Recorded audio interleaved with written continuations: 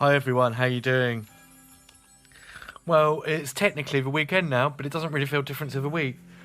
Just another day, really. So I hope you're all doing well, I hope you're all safe, and I hope you're all adapting to this modern paradigm that we're in. I'm sure it won't last forever. Ever the optimist, but maybe it has to get a bit worse in terms of stats and stuff before it gets better. I feel we're about 8-9 days into proper full lockdown in the UK anyway, and it can take about 11 days for the coronavirus to really infect people, so hopefully by this time next week we will have really stopped the bugger from travelling around the place.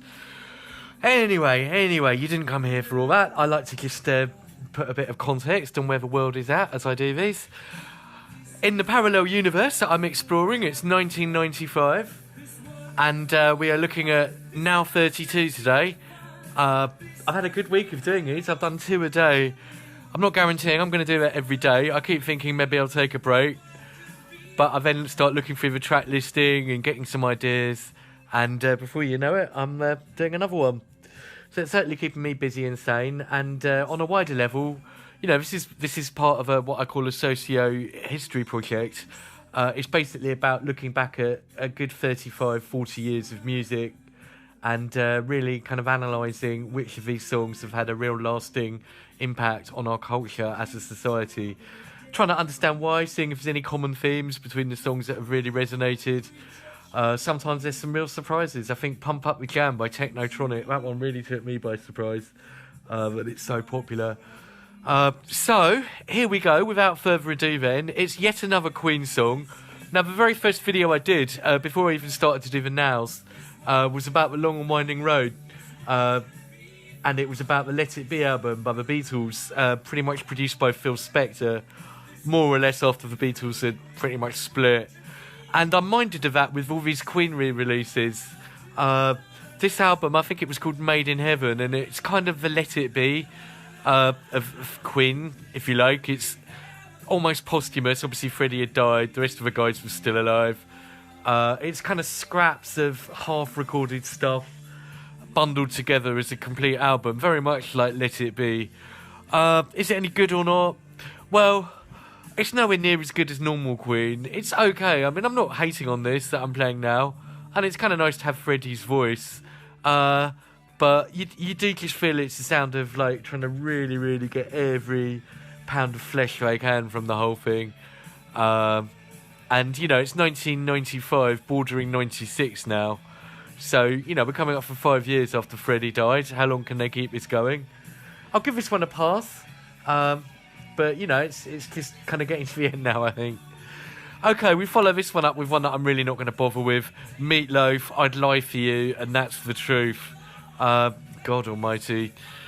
One that I will give a passing mention to now, because it was a big hit. Simply Red, Fairground. Used the beats from Good Men, Give It Up. I don't really know why it was so popular, because Simply Red was surely way past their best at this point. But yeah, it did alright. It's vaguely catchy, I suppose. Okay, we follow that one up with U2. They're back again with Hold Me, Thrill Me, Kiss Me, Kill Me. I'm sure that was in another Batman film, maybe even Batman Forever again. It's U2 now, kind of struggling in my opinion a bit. The 90s are kind of moving on. It's now pretty much the second half of the 90s. Yeah, it's another one from Batman Forever, along with Seal. Talking of songs from movies then, and I've got to say, so far, this could have almost been Now One, because we've had some real old mainstays on here, like Queen, like Meatloaf. Simply Red made their first Now appearance on Now 5. U2, I think, Now 4. Here's someone else who was on Now 1, and it's another movie theme. It is Tina Turner and Bond theme time, GoldenEye. Actually, she does it really well. It's one of the best Bond themes of all, really. Yeah, Tina's actually, in some ways, her 90s stuff's, or late 80s and 90s stuff is better than her mid-80s stuff, in my opinion. Here's Pierce Brosnan in the Bond role. And yeah, good song, actually. Got all the Bond trimmings. Got a bit of drama to it, a bit of class. Tina Turner's sort of purpose-built for this kind of thing, really. Talking of old divas, Cher is next with Walking in Memphis. Never really liked that original. I've talked about it before. I kind of like the Shut Up and Dance, Raving I'm Raving. I really don't need Cher doing Walking in Memphis in my life. But yeah, I guess it's popular. It's just not a personal taste one. Okay, yet again, it's the Beautiful South, who, compared to people like Cher, Tina Turner, Queen and Meatloaf, Beautiful South, like Young Turks, young pretenders to the throne, if you like. It's not one of their most well-known songs. It was that one about, like, your town. Oh, no, it wasn't. Hold on, I'm getting too confused. Was that the one about living in a really shitty town, and it had the thing about Hull? I'm just looking up the lyrics. Yeah, all about living in a very kind of dull town. That's it, yeah. Is it Dublin with its culture and its wit? Madrid with its market square? Paris with its bustling cafes? Hull with its musical flair? Of course, if you didn't know better, he's from Hull. So yeah, pretty good song. Yeah, just about living in a sort of shitty town, really. Your town is dragging me down. So, you know, a bit more kind of acerbic lyrics. And we follow that with Light of My Life, Louise, lovely lady, not really interested in her music.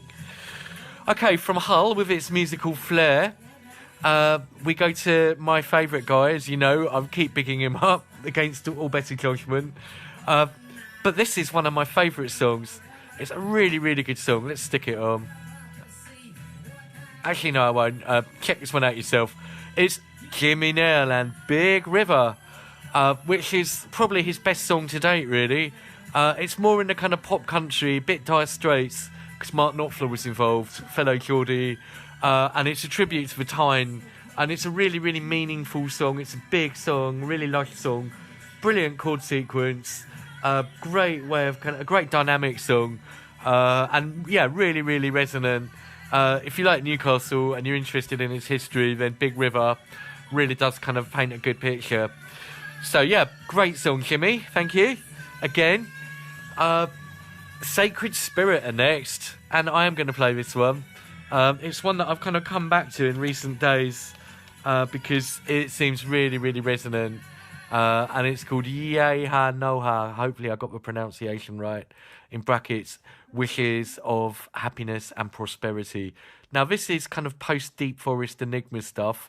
It's very new age, and again it seems very resonant to this current time. It's got Native American Indians on it, and I think a lot of the proceeds from it went to help out with Native American charities. It's just really uplifting, really nice and peaceful. Yeah, there was lots of this stuff in the 90s, like I say, Enigma, Deep Forest and stuff. Yeah, I think we could probably see quite a bit of this stuff coming back, as I said. Nice.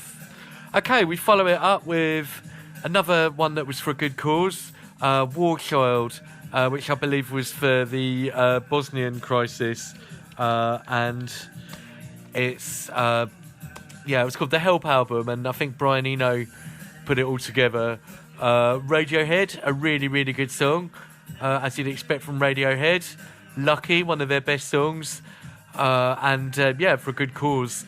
So a good side so far, actually. There's been a couple I've glossed over, but there's been some stuff of real substance. Another one now, Pulp, they're back again, Sorted for Ease and Whiz. I don't think it's one of the very best Pulp songs, but it's really popular. I think it was a double A side with Misshapes, and I prefer that. But it's definitely good social commentary. Jarvis goes raving, and with hilarious results. Now it's time for Britpop Wars. Were they contrived? Were they a real thing? I know that the kind of radio and the media love to kind of play up pop rivalry, and in 1995 there was no bigger pop rivalry than Blur versus Oasis. That's quite a tongue twister. Who won then out of Blur and Oasis? The actual battle of a football game, if you like, was won by Blur, 1-0. Basically this and was it Roll With It? Both released same day, same week. Which one made number one? This one. Now, you'd have thought they'd have put Roll With It straight after this, but they put one song in between, which is Cast and Alright, which is perfectly alright. I made a bit of a goof, another one. I make one in every video, almost deliberately. When I talked about the Lars, I said that he went off to form Seahorses. It was actually Cast, John Powers. And yeah, it's more kind of indie. It's still quite kind of post-Manchester in sounds, although they're from Liverpool. Britpop, as you can see, is really, really on a roll at this time. It's really, the floodgates have opened, even in Nowland, which is great, making this one of the strongest side ones for ages. Okay, I was talking about Blur and Country House, and I said it had a rival for the number one slot, which you'd have thought they'd have stuck straight after it. Liam Gallagher walks into a cafe and says, "Hello, can I have a bowl of soup?" And the guy says, "Do you want to roll with it?" Yep, Britpop Wars. I think of the two, I probably just prefer Country House, but this is pretty good. Oasis, maybe one of the last truly great Oasis songs. There was a couple more. We follow this with a very interesting collab, or a kind of duet, really. McColeman and Butler. And Butler, being Bernard Butler, who'd left Suede, started to do some really good productions and stuff. McColeman, David McColeman, who sang Yes, was a very kind of Phil Spector-y thing. Quite camp, quite OTT, quite 60s. Again, the kind of thing that would have only come in the post-Britpop era. Paul Weller is back with a brilliant song. A really nice song called Broken Stones. Very lush, very slow, and kind of almost acoustic. Like pebbles on a beach. Pushed around and displaced by feet. Great kind of metaphor. So, Broken Stones, really good song. Now, a very odd cover now. Suggs, and I'm Only Sleeping. And, funnily enough, it's the first of two consecutive Beatles covers. I'm Only Sleeping, yeah. Suggs on his own now, No Madness. And he's gone for a kind of ska style, very old school ska. With weird, sort of wacky sound effects and funny noises. And it's the Beatles song. I'm pretty sure it was on Revolver. I better just check that. And yeah, it's one of those ones that maybe Beatles purists might be like, But he's kept the song the same. He's put his Suggs kind of madnessy, sort of weird, wacky humour on it. Yeah, Revolver. And it's a really good version, actually. I think Suggs does it really well. Now, talking of Beatles covers, and this was on Abbey Road, Come Together. This was the Smoking Mojo Filters. And basically, that was... Who was in the Smoking Mojo Filters? I think it was people like Paul Weller, Noel Gallagher, Paul McCartney, wow, Steve White, Colleen Anderson and Steve Craddock. That's a pretty good lineup. Certainly McCartney, Weller and Gallagher. And yeah, a pretty reasonable version of Come Together. Another one for a good cause. In fact, was that also on the Help album? Yeah, it was. So that was a really good charity album, actually. And I strongly recommend you buy it if it's still available and if the funds are still getting to the right place. But it's got, the album as a whole has got people like McCartney, Weller, Radiohead, Oasis, Blur and the Manics. What a lineup.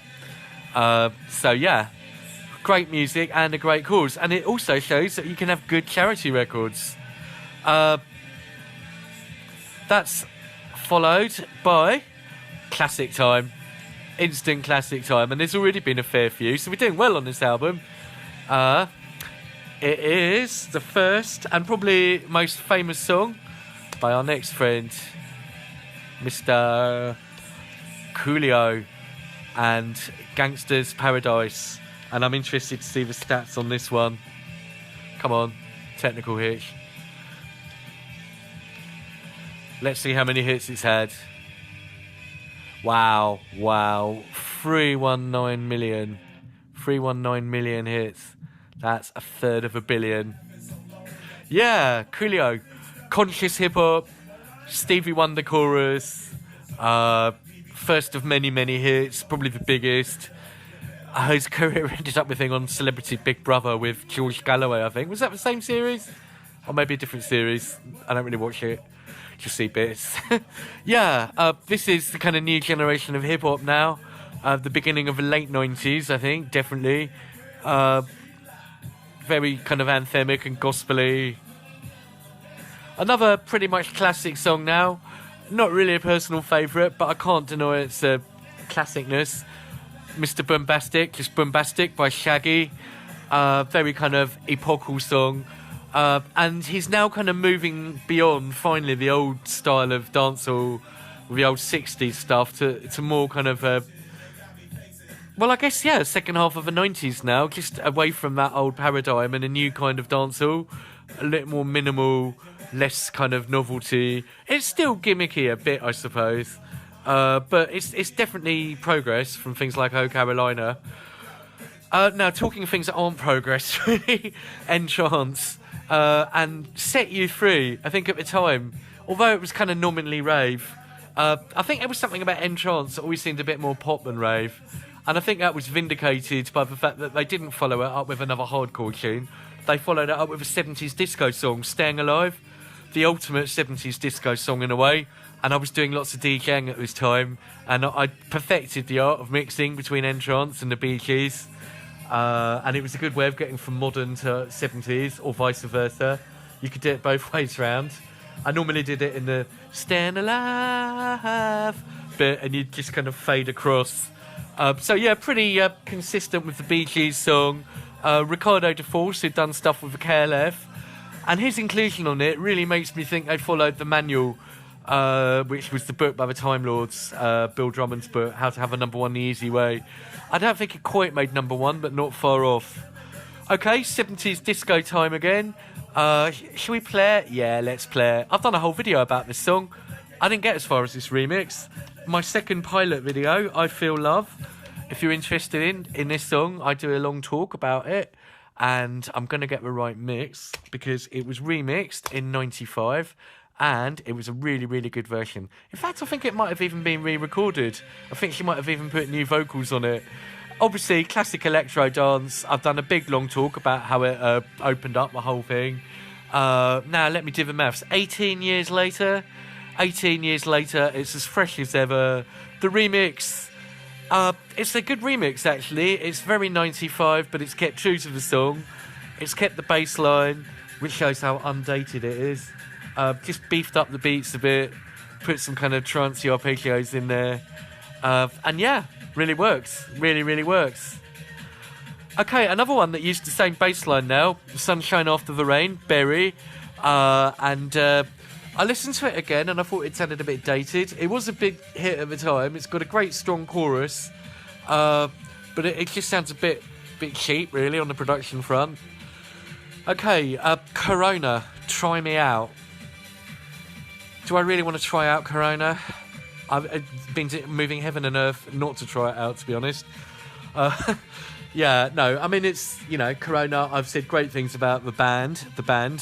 I think it's third single Syndrome. You've already heard everything you need from Corona on Rhythm of the Night and Baby Baby. So, on balance, I'll continue to try avoiding Corona, if that's okay. Right, I Love You Baby, the original next. Yep, that was a good one. That was one I had on 12-inch. Very pumping, happy house, great big chorus.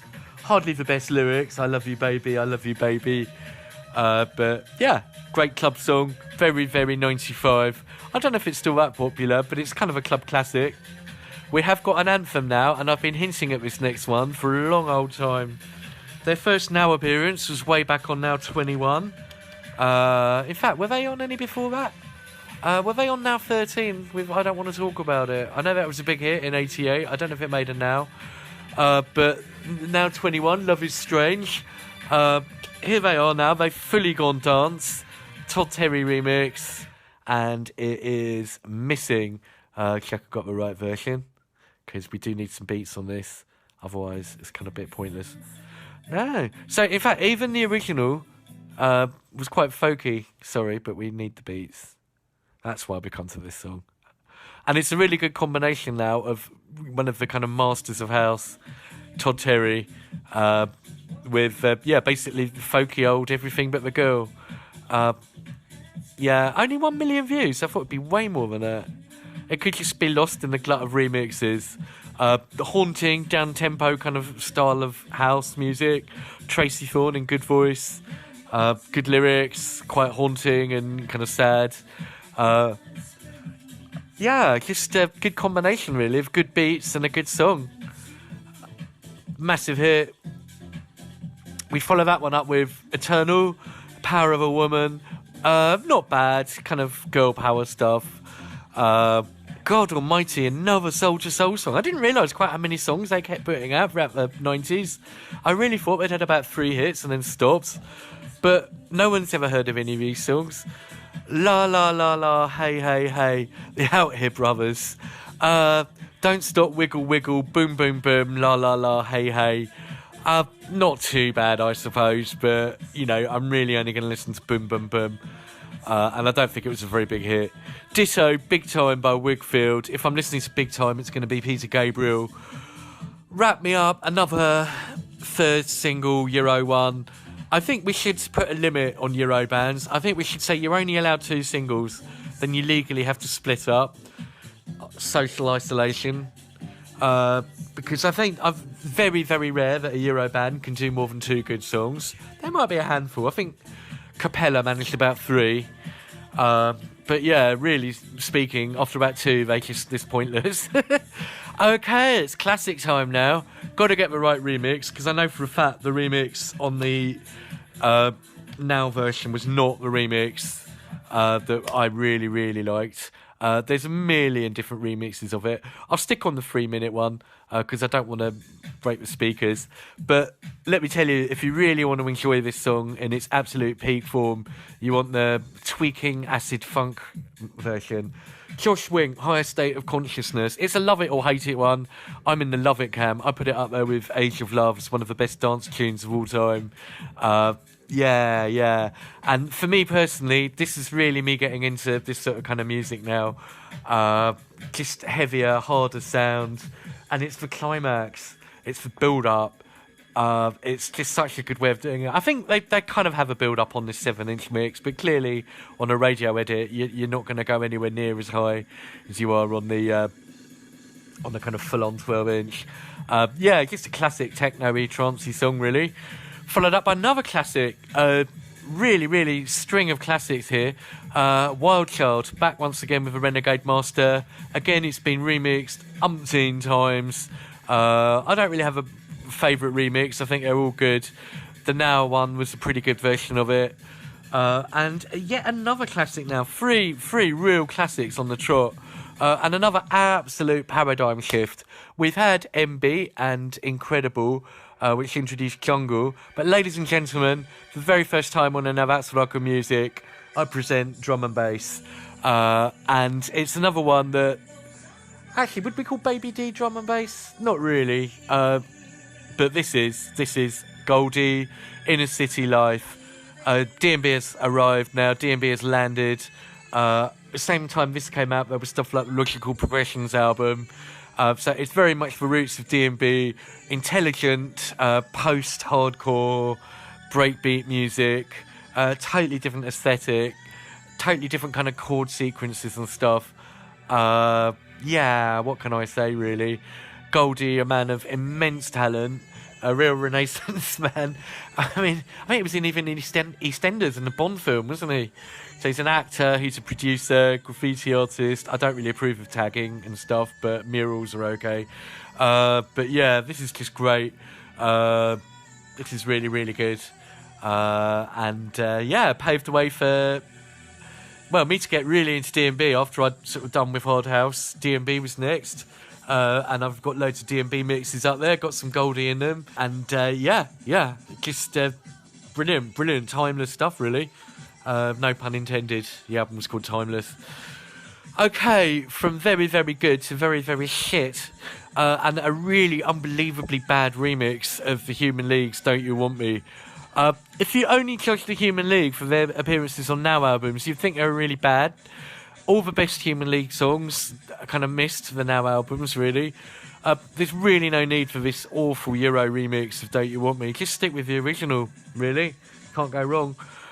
Now, next up is some more handbag or hard bag. Actually, I think this one's more hard bag than handbag. Fee Fi Fo Fum, the Candy Girls featuring Sweet Pussy Pauline. If that doesn't sound like a gay club song, I don't know what does. The Candy Girls featuring Sweet Pussy Pauline, Fee Fi Fo Fum, and definitely hard bag.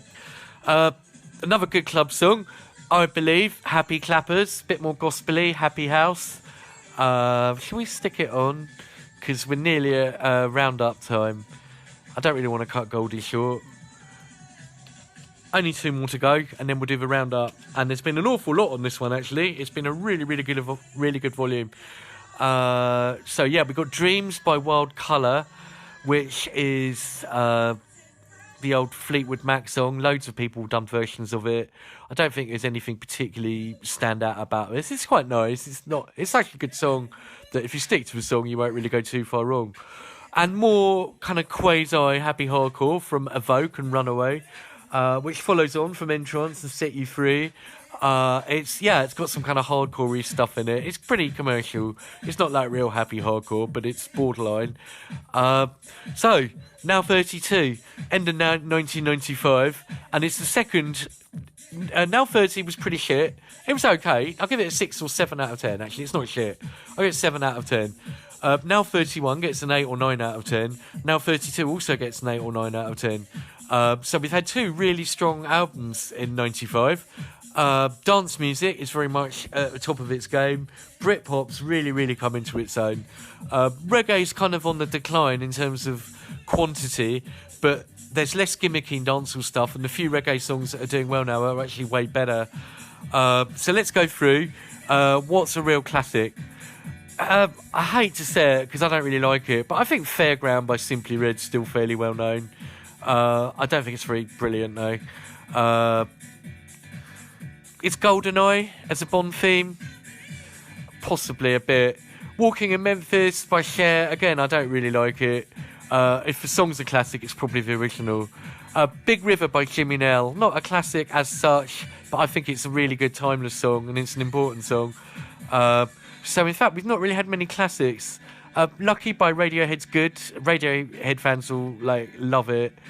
But I think the first real pop culture classics come from Pulp, Blur and Oasis.